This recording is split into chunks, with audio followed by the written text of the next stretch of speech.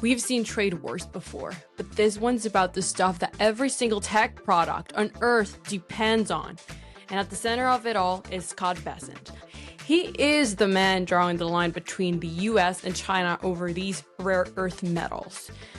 If you use an iPhone or you drive any EV or you own a laptop, this story will affect you.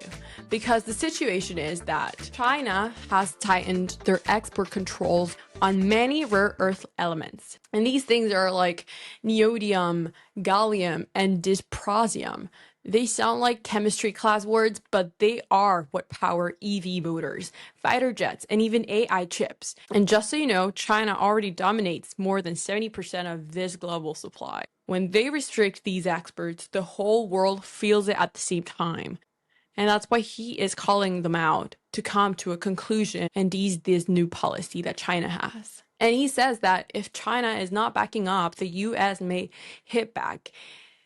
And it won't be good. He is saying, like, stop using minerals as a leverage, or the US will actually start reshoring production and building its own supply chain. When we're talking about companies, we have MP Materials. They are the leading US rare earth miner, and they could benefit in the long term from this entire government support and so many other companies reaching out to them. And talking about it, talking about the losers, we might see some diversification and sometime soon, because we see TSMC, NVIDIA, and AMD, they all rely on rare earth components for their chip production.